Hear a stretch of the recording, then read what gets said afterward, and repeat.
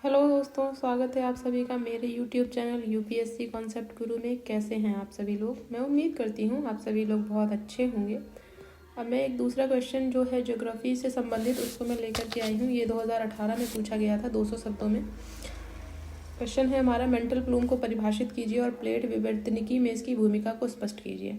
तो जिन लोगों को भी आंसर लिखने में परेशानी होती है वो लोग इस वीडियो को पूरा देखें और इसके बाद में मुझे कमेंट्स करके बताएं कि वीडियो उन लोगों को महत्वपूर्ण लगी कि नहीं लगी। इसमें मैंने पीछे डायग्राम को भी बना करके समझाया है। बात करेंगे जो मेंटल प्लूम है, पृथ्वी के आंतरिक भाग में कोर मेंटल सीमा से उठने वाली अत्यधिक गर्म और ठोस चट्टानों की एक ऊर्ध्वाधर धारा है। यह संवहन के माध्यम से ऊपर की ओर उठती है, ठीक है, और मशरूम आकार के शीर्ष के रूप में लिथोस्फीयर के नीचे फैल जाती है। बात करेंगे मेंटल प्लूम क्या है। प्लेटों की गति और विन्यास को निम्नलिखित रूपों से प्रभावित करते हैं। क्या क्या है? प्लेटों का विखंडन। विशाल प्लूम का शीर्ष जब महाद्वीपीय क्रस्ट के नीचे पहुंचता है तो यह डोमिंग पैदा करता है। इससे क्रस्ट में खिंचाव आता है और प्लेटें टूटकर अलग हो जाती हैं, ठीक है।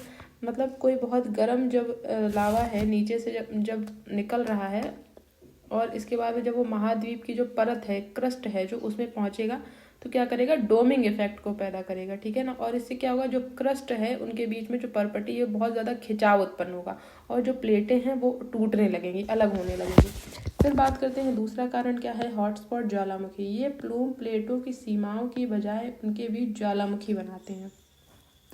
फिर तीसरा है द्वीप श्रृंखला का निर्माण। जब एक विवर्तनिक प्लेट एक स्थिर प्लूम के ऊपर से गुजरती है तो समय के साथ द्वीपों की कतार बन जाती है, ठीक है। हवाई द्वीप इसका उदाहरण है।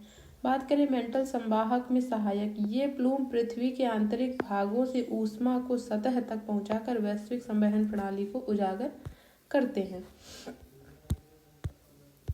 फिर इसके बाद में प्रमुख उदाहरण इसके और साक्ष्यों की बात करें तो जो भारत का दक्कन ट्रैप है वो भारतीय प्लेट के रीयूनियन हॉटस्पॉट के कारण बेसाल्टिक लावा प्रवाह से दक्कन ट्रैप का निर्माण हुआ है। कौन से लावा? Basaltic lava. येलोस्टोन यूएसए का जो है यह एक सक्रिय महाद्वीपीय प्लेट का उदाहरण है। आइसलैंड की बात करें तो यहाँ मेंटल प्लूम मध्य अटलांटिक कटक के ठीक नीचे स्थित है।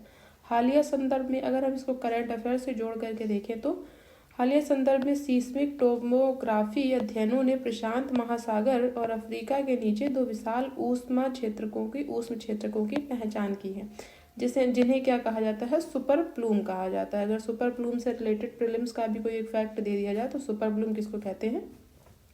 प्रशांत महासागर और अफ्रीका के नीचे दो विशाल ऊष्मा क्षेत्र की बात हो रही है। मेंटल प्लूम निष्कर्ष में आते हैं, हम लिखते हैं मेंटल प्लूम पृथ्वी की आंतरिक ऊष्मा के निष्कासन का प्रमुख तंत्र है। जो पृथ्वी के अंदर ऊष्मा है उसके निकलने का एक प्रमुख तंत्र है, ठीक है। जहाँ प्लेट विवर्तनिकी सिद्धांत प्लेटों की सीमाओं पर होने वाली घटनाओं को समझाता है, वहीं मेंटल प्लूम प्लेटों के भीतर होने वाली हलचलों और महाद्वीपीय के विभाजन की प्रारंभिक अवस्था को स्पष्ट करने में सहायक है। ये हो गया हमारा लगभग 200 शब्दों का आंसर। इसको एक छोटे से डायग्राम से बनाया है। ये जो है ये स्थलमंडल है हमारा, जो पृथ्वी की सतह बोलते हैं जिसको। ये यहाँ से उठा लावा और यहाँ पे आकर कैसे करके फैलने लगा, लेकिन यहाँ पे जो पृथ्वी की सतह के कारण ये ऊपर अभी निकल नहीं पा रहा है, तो ये क्या होगा? ऐसे ऐसे करके ये और जितनी जगह इसको मिलेगी यहाँ तक फैलता चला जाएगा। ये जो है ये मेंटल है, ठीक है।